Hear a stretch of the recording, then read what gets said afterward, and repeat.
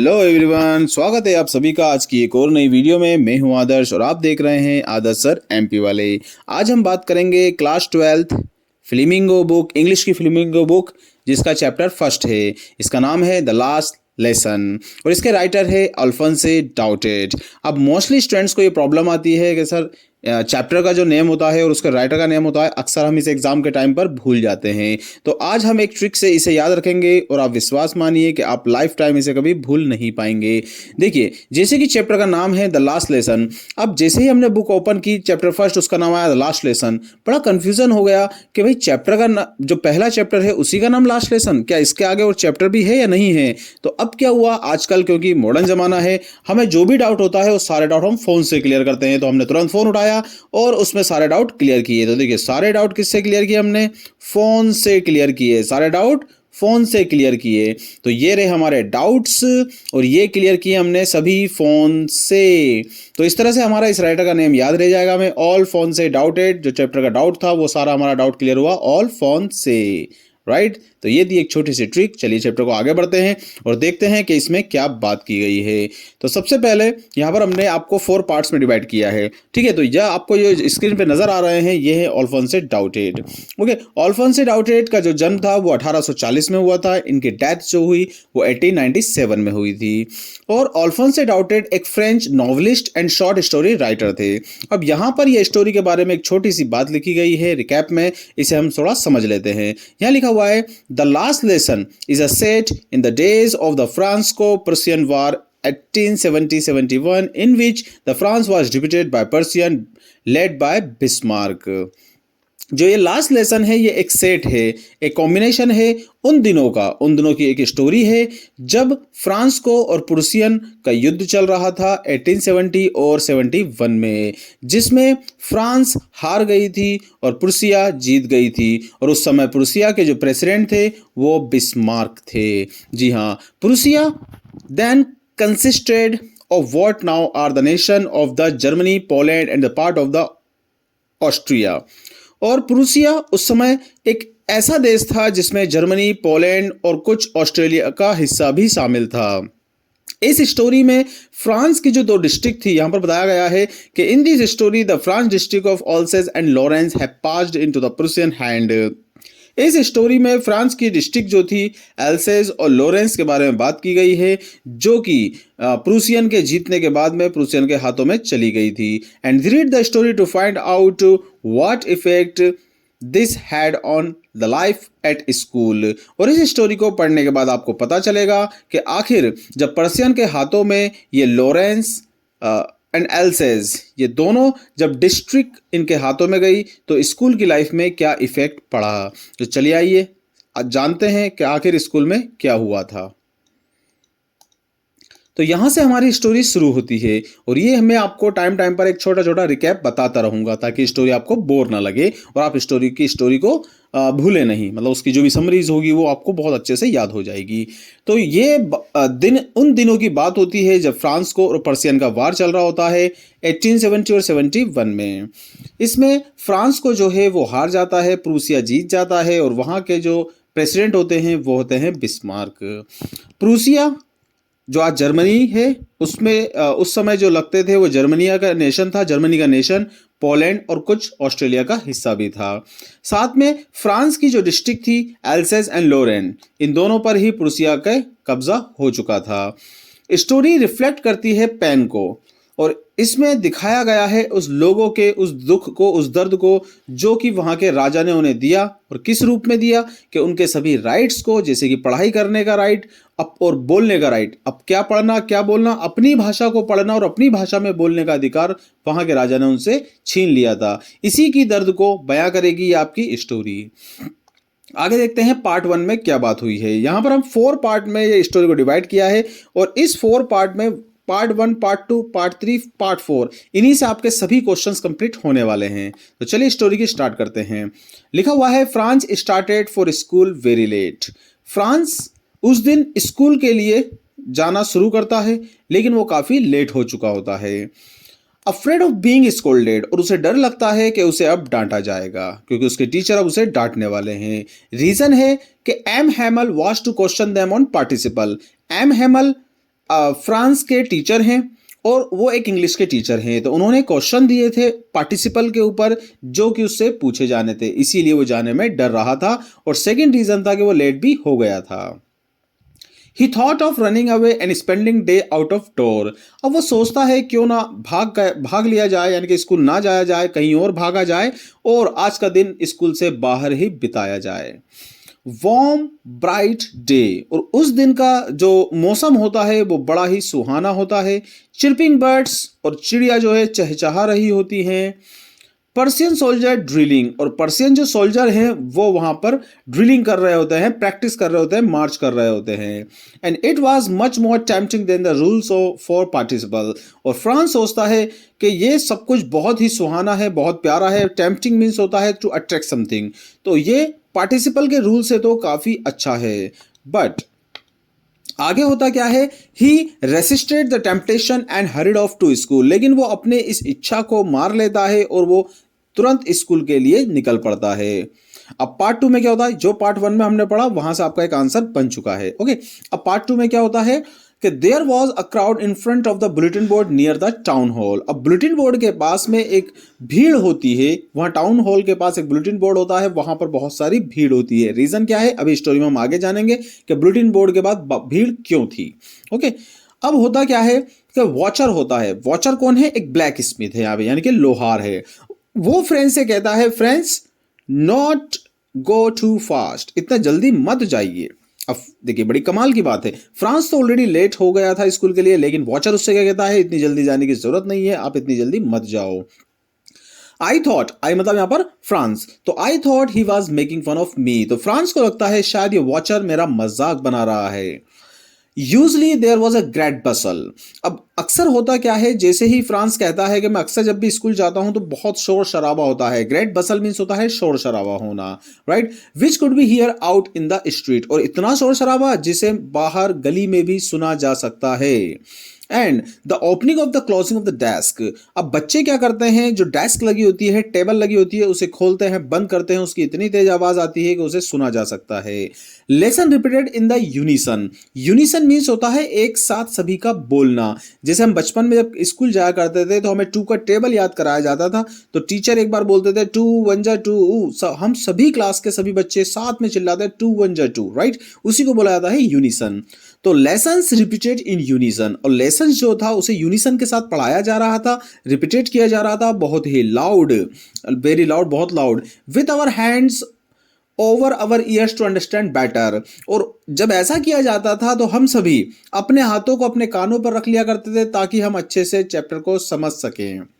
The teachers get ruler rapping on the table when the school begin, और जब भी school की शुरुआत होती थी तो टीचर जो होते थे अपने रूलर को टेबल पर मारते थे, जिस तरह से जज देता है ऑर्डर ऑर्डर टेबल पे, इस तरह से टीचर भी किया करते थे। तो ये फ्रांस अपने स्कूल की एक बात बता रहा है कि जब स्कूल की शुरुआत होती है तो किस तरह का माहौल होता है। But that day everything was quite as a Sunday morning, लेकिन जिस दिन फ्रांस लेट हो जाता है उस दिन जब वो जाता है तो ऐसा कुछ नहीं था, ना ग्रेट बजल हो रहा था, ना ही opening and closing the desk हो रही थी, ना ही कोई रूलर की आवाज आ रही थी, ना ही चैप्टर रिपीटेशन की आवाज आ रही थी। वो सोचता है कहीं ऐसा तो नहीं आज संडे है, तो बिल्कुल इतनी शांति थी जैसे मानो कोई संडे का दिन हो। थ्रू द विंडो आई सा माई क्लासमेट, तो यहां पर फ्रांस कहता है कि मैंने विंडो से झांक कर देखा अपने क्लासमेट को, ऑलरेडी इन देयर प्लेसेस, और मेरे दोस्त पहले से ही अपनी जगह पर बैठे हुए थे।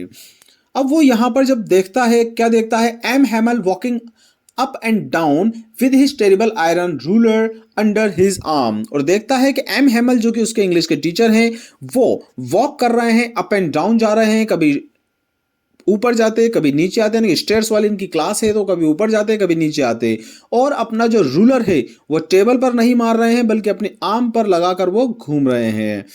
आई had to open the door and go in before everybody, अब वो ये सब कुछ देखकर सोचता है कि मैं लेट हो गया हूं और डेफिनेटली आज एम हैमल ने सबको डांटा होगा, इसीलिए सब बच्चे इतने खामोशी से बैठे हुए हैं। अब वो कहता है मुझे भी जाना पड़ेगा, दरवाजा खोलना पड़ेगा और सभी के सामने मुझे जाना पड़ेगा और सबके सामने मुझे डांट भी पड़ने वाली है।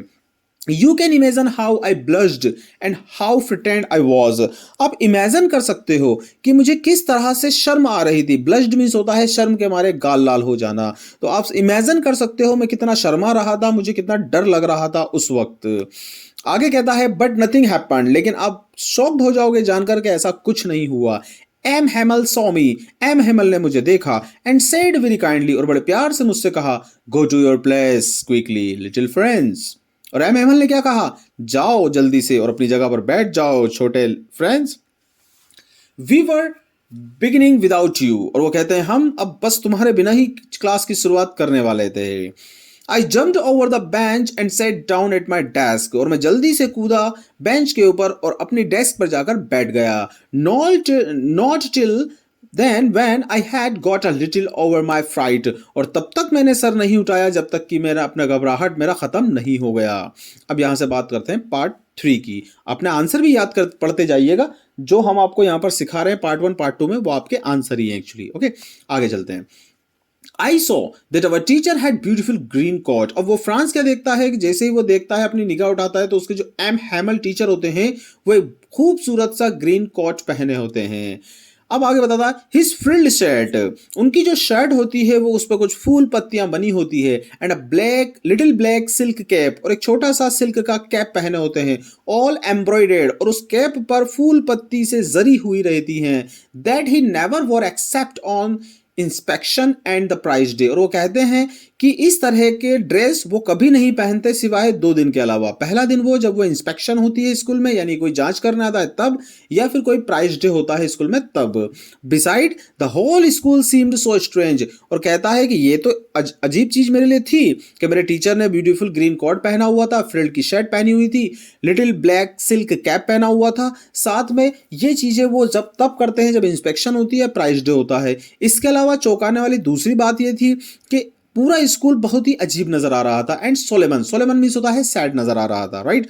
But the things that surprised me most was to see on the back benches, लेकिन दूसरी एक और चीज थी जिसने मुझे सबसे ज्यादा सरप्राइज किया, वो था बैक बेंचेस, यानी कि क्लास की सबसे पीछे वाली benches, that were always empty, जो हमेशा खाली होती थी, सब बच्चे आगे ही बैठते थे। The village people sitting quietly like our self, वो कहता है पीछे वाली बेंच ने मुझे सबसे ज्यादा शॉक किया, क्योंकि उस बेंच पर गांव के सभी लोग बैठे हुए थे। स्कूल के क्लास में गांव के लोग बैठे हुए थे। जी हाँ, क्यों बैठे थे आइए बताते हैं। और कौन कौन बैठा था? सबसे पहले एक बैठे हुए थे old Hauser, an old primer with his 3 corn head, एक ओल्ड हॉजर बैठे हुए थे वहां पर, ठीक है, और उनके हाथ में एक ओल्ड प्राइमर रहता है। प्राइमर किसे कहते हैं? ओल्ड बुक को कहते हैं, राइट, जो मोस्टली कह सकते हैं कि आप स्टार्टिंग की जो बुक होती है जो बच्चों को पढ़ाई जाती है उसे कहते हैं प्राइमर।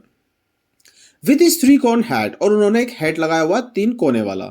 इसके बाद में द फॉर्मर मेयर बैठे होते हैं, यानी कि ऐसे मेयर जो अब रिटायर हो चुके हैं या उनको पोस्ट से अब कोई और आ गया, जिसे बोलते हैं अपन भूतपूर्व मेयर, राइट। उसके बाद में बैठे हुए हैं the former post master. Next बैठा हुआ है वहां पर सेवरल अदर बिसाइड्स, उसके अलावा और भी कई गांव वाले बैठे हुए हैं। तो पीछे की बेंच पर ये सब बैठे हुए हैं। बात करते हैं पार्ट 4 की। आगे क्या हुआ? आगे होता है कि स्टार्टिंग ऑफ एम हैमल। अब यहां पर उनके टीचर क्लास शुरू करते हैं और कहते हैं लास्ट लेसन ऑफ फ्रेंच। क्या कहते हैं?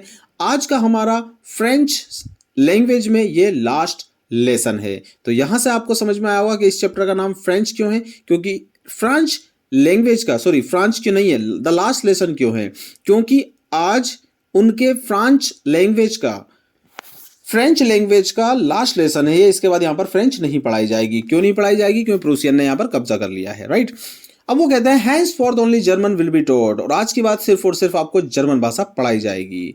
And French felt sorry that he could not learn his last lesson, और इस बात को सुनकर फ्रेंच को बहुत दुख होता है कि उसने अपना चैप्टर याद नहीं किया है। Now French understood the idea behind the M Hamel cloth. अब उसको यह समझ आ जाता है कि उनके टीचर एम हैमल ने वो कपड़े क्यों पहने थे। Old people sitting at back benches, और ये भी समझ आ जाता है कि जो ओल्ड पीपल हैं, विलेज के पीपल हैं, वो पीछे की बेंच पर क्यों बैठे हैं। They had come to thank the master for his 40 years faithful service. Actually वो सभी गांव वाले स्कूल में आज आए थे अपने उस टीचर यानी कि एम हैमल को थैंक्स बोलने के लिए, उनकी 40 ईयर्स की फैथफुल सर्विसेज के लिए, right. Show the respect for country, और सेकंड वो आए थे यहाँ पर अपनी कंट्री की रेस्पेक्ट को दिखाने के लिए। आगे पार्ट 5 है हमारा। इसमें क्या बात हुई है देखिए।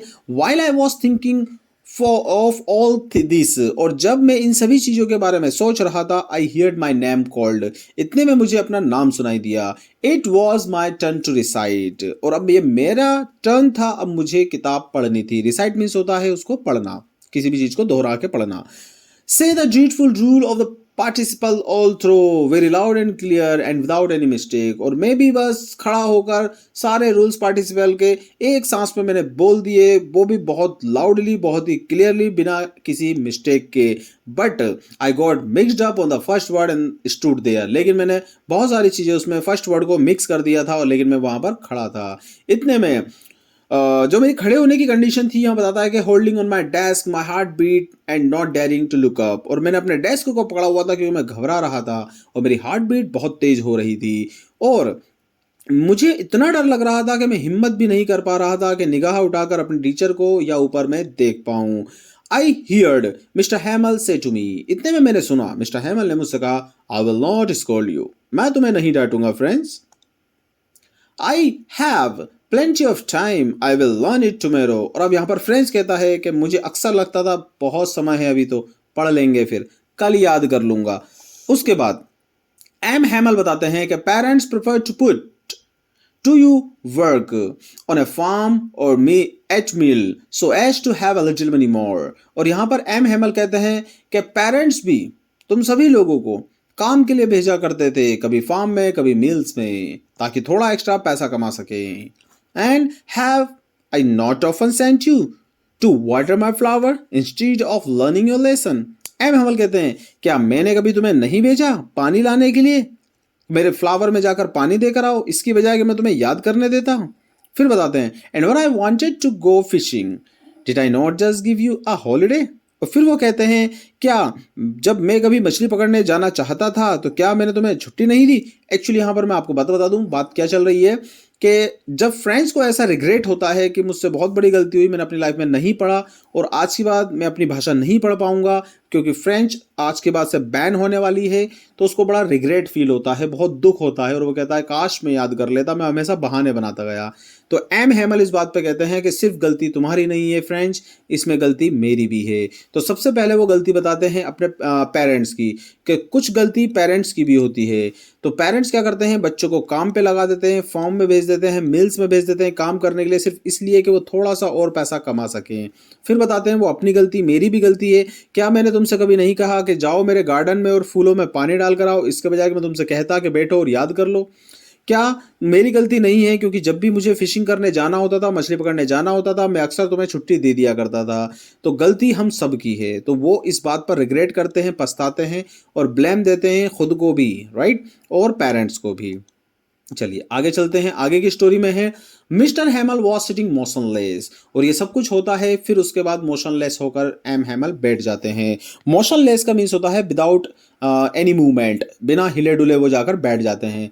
हिज सिस्टर यानी कि एम हैमल की sister was packing their trunk, trunk means bags वगैरह पैक कर रही होती है, and for there must leave the country next day, क्योंकि उन्हें अगले दिन कंट्री छोड़कर जाना था। जी हाँ, जब पर्सिया के हाथ में जब दोनों डिस्ट्रिक्ट आ गई थी, तो सभी जितने भी वहाँ टीचर्स थे उनसे कह दिया था कि अब आपको डिस्ट्रिक्ट छोड़कर जाना है। तो एम हैमल बहुत उदास थे इस बात को लेकर।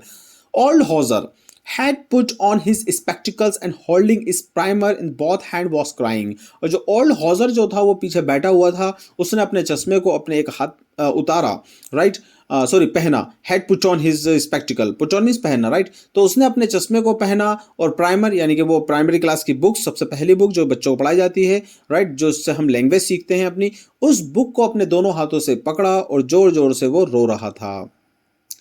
All at once the church clock struck 12, इतने में ही चर्च की बैल बज जाती है, 12 बज चुके होते हैं। At the same moment the trumpet of the Persian returning from drill sounded under our window, और उसी वक्त एक ट्रम्पेट, ट्रम्पेट मीन्स होता है पुपाड़ी की आवाज बजना, जैसे राजा महाराजा जब आया करते थे तो पुपाड़ी बजती थी, ऐसे टू टू टू टू टू टू टू इस तरह की। तो ट्रम्पेट की आवाज आने लगी क्योंकि उस समय पर्सियन जो थी वो रिटर्न हो रही थी अपनी ड्रिलिंग करके, उनके साउंड की आवाज आ रही थी हमारी विंडो में से।